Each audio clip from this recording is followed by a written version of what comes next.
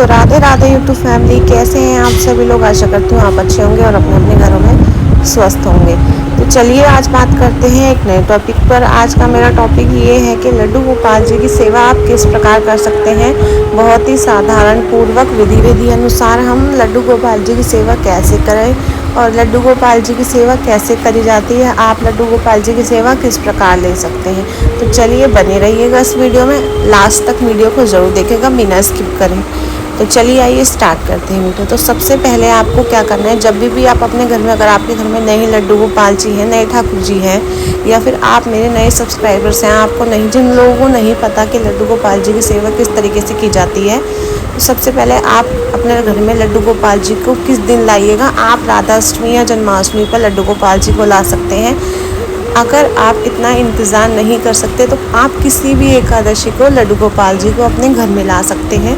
और जब ठाकुर जी आपके घर में आएंगे तो आपके घर में सब कुछ ही अच्छा होने लगेगा, सब लाभ। तो आप लड्डू गोपाल जी की प्राण प्रतिष्ठा भी करा सकते हैं और आप या फिर आप किसी भी पंडित जी द्वारा प्राण प्रतिष्ठा करवा सकते हैं, आप घर में खुद कर सकते हैं। तो चलिए आइए बात करते हैं इस टॉपिक पर। तो सबसे पहले हमारे लड्डू गोपाल जी ठाकुर जी देखिए सो रहे थे।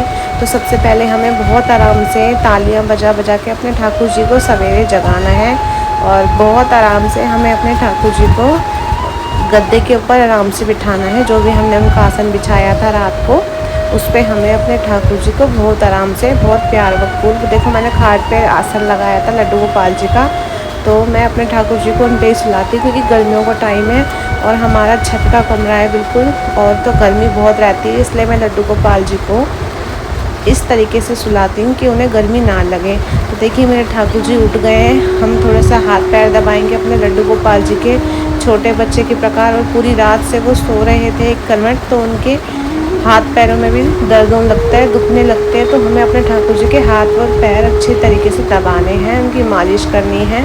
उसके बाद आपको सबसे पहले अपने लड्डू गोपाल जी को, अपने ठाकुर जी को जल पिलाना है। जल आप जब पिलाइएगा उसके अंदर आप तुलसी ज़रूर डालिएगा, क्योंकि तुलसी माता जी ज़रूर डाली जाती है लड्डू गोपाल जी के किसी भी भोग में। जैसे कि मैंने अपने लड्डू गोपाल जी को यहाँ बिठाया और मैं भी स्नान नहीं कराऊंगी। सबसे पहले दूध और पानी का ही हम भोग लगा सकते हैं। उसके बाद आप और काम कर लीजिए अपने घर के, जो आप निपटाना चाहते हैं, जैसे पूजा घर की सफाई कर लीजिए, मंदिर के बर्तन धो लीजिए, लड्डू गोपाल जी के वस्त्र वगैरह निकाल लीजिए, नहाने के जो आपको काम करना है आप इतने में वो काम कर लो। और लड्डू गोपाल जी को थोड़ी देर ऐसे ही बैठे रहने दीजिएगा, क्योंकि एकदम से हमें उन्हें स्नान बिल्कुल भी नहीं कराना। उनको बहुत अच्छे से प्यार दीजिए, उनको सुबह एकदम उठा करके बहुत लाड कीजिए लड्डू गोपाल जी का, और उनके पैरों को स्पर्श कीजिए, उनके चरणों को छूइए, दबाइए, उनके हाथ पैर मालिश कर सकते हैं आप घी से या तिल के तेल से, जो भी आप करना चाहें आप ठाकुर जी की मालिश कर सकते हैं सवेरे उठा करके। जिन लोगों के पास टाइम नहीं होता वो 2-3 दिन में एक बार कर सकते हैं, लेकिन अगर जो करना चाहता है वो डेली में भी लड्डू गोपाल जी की मालिश अवश्य करें। उससे लड्डू गोपाल जी बहुत प्रसन्न होते हैं और उनको बहुत आराम मिलता है। तो उसके बाद ले लेती हूँ मैं एक पात्र। ये पात्र हमारे लड्डू गोपाल जी के स्नान कराने के लिए लिया है हमने, और सबसे पहले इसमें मैं बनाऊँगी एक स्वास्तिक। जैसे कि आपको पता है खाली बर्तन में स्नान नहीं कराया जाता। कोई भी विग्रह हो, कोई भी मंदिर का विग्रह होता है, कोई भी मंदिर के विग्रह को हम ऐसे ही स्नान नहीं करेंगे। सबसे पहले स्वास्तिक बनाएंगे, कमल दल बना सकते हैं, तुलसी के पत्ते रख सकते हैं, पुष्प बिछा सकते हैं, आप इनमें से कुछ भी, चंदन रख सकते हैं थोड़ा सा। यानी कि कहने का मतलब कुल मिला के कि आप खाली बर्तन में स्नान नहीं कराइएगा लड्डू गोपाल जी को। उसके बाद हम ऐसे स्वास्तिक बनाएंगे इस पात्र में रख करके। उसके बाद हम लड्डू गोपाल जी को विराजमान करेंगे। उसके बाद हम लड्डू गोपाल जी से आग्रह करेंगे कि हे प्रभु आप स्नान करिए, हम आपको स्नान करने की तैयारी कर रहे हैं और आप स्नान कीजिए स्नान। तो उसके बाद हम क्या करेंगे, हम एक लड्डू गोपाल जी को यहाँ पर विराजमान करने के बाद हम एक साफ जल का लोटा लेंगे। इस तरीके से इसमें आप गंगा जल बिल्कुल भी मत डालिएगा, क्योंकि लड्डू गोपाल जी को गंगा जल से स्नान नहीं कराया जाता। और उसके बाद आप सबसे पहले चरणों को स्पर्श कराइएगा, जो भी आप सबसे पहले स्नान कराएंगे। उसके बाद आप लड्डू गोपाल जी के हाथों पर, छाती पर, सर पर, फिर बाद में आखिरी में जाकर के पानी ऐसे डालिएगा। एकदम से आप लड्डू गोपाल जी के सर पर पानी ना डालिएगा, क्योंकि वो छोटे बालक हैं, उनको ऐसे दिक्कत होगी। तो सबसे पहले लड्डू गोपाल जी के चरणों में ही पानी डाला जाता है और गंगा जल का इस्तेमाल नहीं होता लड्डू गोपाल जी के लिए। इस तरीके से हम अपने ठाकुर जी को स्नान वगैरह कराएंगे बहुत आराम से। फिर उनको पूरा बदन हमें अपने लड्डू गोपाल जी का अच्छे से पोंछना है, उन्हें गीला बिल्कुल भी नहीं छोड़ना कहीं से। अच्छे से हम अपने ठाकुर जी को सारे बदन उनका पोंछेंगे और अच्छे सुंदर सुंदर कपड़े पहनाएंगे। जो भी हमें लड्डू को पसंद होते हैं वो अपने आप ही पसंद करवा लेते हैं हमसे, जो भी उन्हें पहनने होते हैं। आपको पता होगा जिसके पास लड्डू गोपाल जी हैं। तो इस तरीके से लड्डू गोपाल जी की सुबह की सेवा बहुत ही सरल तरीके से की जाती है। इसमें कोई बहुत वो नहीं है। जिन लोगों को जो लोग नहीं कर पाते उनके लिए भी मैं एक वीडियो ज़रूर बनाऊँगी, लेकिन ये वीडियो है मेरी नॉर्मल जो होता है सुबह का रूटीन जो होता है हमारे ठाकुर जी का, वो हम किस प्रकार करते हैं वो आज हमारा ये टॉपिक है। तो इसके बाद हम अपने लड्डू गोपाल जी को हाथों में कड़े, कानों में माला, मुकुट, बाल पहनाएंगे। हम अपने लड्डू गोपाल जी को मुकुट लगाएंगे। ये सब चीज़ हम अपने ठाकुर जी को अच्छे से तैयार करेंगे। 2 लाला मेरे पास छोटे हैं और 1 लाला मेरे पास थोड़े बड़े हैं। अब मेरे पास 3 लाला हैं। मेरे पास कुल मिलाकर 3 लड्डू गोपाल जी हैं। तो मैं तीनों की सेवा करती हूँ। और सेवा, और याद रखिए सेवा और पूजा में बहुत अंतर होता है। अगर आप सिर्फ एक पूजा कर रहे हैं, धूपबत्ती लगा रहे हैं, तो वो चीज़ अलग है। अब आपको लड्डू गोपाल जी के साथ कोई ना कोई रिश्ता बनाना ज़रूर होता है, भाई का, पुत्र का, स्वामी का, सखा का, जो भी आप चाहें आप ठाकुर जी के साथ रिश्ता ज़रूर बनाएंगे। और ये रिश्ता समय के साथ बदलना बिल्कुल भी नहीं चाहिए। तो लड्डू गोपाल जी पूजा के भूखे नहीं, वो भाव के भूखे होते हैं। हमें किसी भी भगवान की पूजा और भक्ति में अंतर का पता होना चाहिए कि पूजा और भक्ति में अंतर क्या होता है। कई लोग करते हैं पूजा जो कि नॉर्मल बस ऐसे धूपबत्ती दिखा दी और बस सुबह शाम भगवान के आगे दिया जलाया, वो चीज़ अलग होती है। और आप एक मन से अगर भगवान की पूजा भी नहीं कर रहे हैं और उनको मन से मान रहे हैं, मन से उनकी सेवा टाइम पे उनको भोग लगा रहे हैं, प्यार कर रहे हैं, और तो ये होती है सेवा।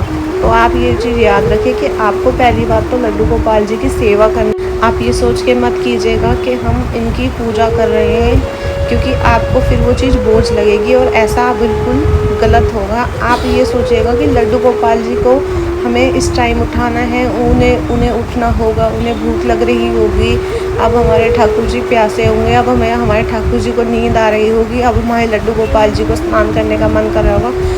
आपको अपने अंदर ये भाव रखना है, ना कि आपको ये भाव रखना है कि हमें इस टाइम धूपबत्ती करनी है, हमें इस टाइम पूजा करनी है। नहीं, ये चीज़ तो होती है सिर्फ एक ऊपरी दिखावा। आपको भगवान जी से पूजा पाठ भी आप करिए, ज़रूर करिए, लेकिन आपको भगवान जी से अंदर से प्यार, अंदर से लगाव रखना है लड्डू गोपाल जी से। तभी आपका और लड्डू गोपाल जी का कोई कनेक्शन ऐसा बनेगा कि आप और लड्डू गोपाल जी के बीच का रिश्ता जो है वो बहुत ही ज़्यादा गहरा होगा। और वो सिर्फ वही समझ सकता है जो जिनके पास लड्डू गोपाल जी हैं, जो लड्डू गोपाल जी की सेवा कर रहे हैं। उन्हें ही पता है कि लड्डू गोपाल जी की सेवा का भाव क्या होता है। और लड्डू गोपाल जी हमसे ये नहीं कहते कि आप ऐसे करो, हमारे लिए वैसे करो। नहीं, जितना आप पे बन पाती है, जितनी सेवा हो पाती है, आप थोड़ी सेवा कर रहे हैं, लेकिन आप मन से ज़रूर कीजिए। तो ये कुछ विशेष नियम हैं हमारी सेवा के। मैं सेवा के नियम बता रही थी आपको। उसके बाद हम यहाँ पे आ जाते हैं। उसके बाद हमने अपने ठाकुर जी को स्नान इत्यादि श्रृंगार वगैरह करके हमने विराजमान कर दिया था। यहाँ पर तुलसा जी हमने यहाँ रख ली है और ये जल का लोटा भी भर के ज़रूर रखना है अपने ठाकुर जी के पास। आपको पता है हमारे लड्डू गोपाल जी छोटे हैं, बाल रूप में हैं, तो उनके पास पानी, दूध, मक्खन, मिश्री, फल, मिष्ठान, आप जो चाहे वो अपने लड्डू गोपाल जी के लिए रख सकते हैं। और हाँ, अगर आप किसी दिन सेवा नहीं कर पाते, किसी दिन आपसे सेवा नहीं हो पाती, आपकी अशुद्धि के दिन होते हैं या फिर और कोई कारण होता है, तो आप अपने लड्डू गोपाल जी के पास एक तुलसी के पत्ते ज़रूर रखिए, टॉफ़ी ज़रूर रखिए, गाय माता ज़रूर रखिए, क्योंकि गाय माता को बहुत ही देवी देवताओं का स्वरूप माना जाता है। जब हमारी अशुद्धि के दिन या हम उपस्थित नहीं होते तो उन दिनों पे गाय माता हमारे ठाकुर जी की सेवा करती है, माँ यशोदा की तरह। तो हमारे मंदिर में गाय माता ज़रूर होनी चाहिए।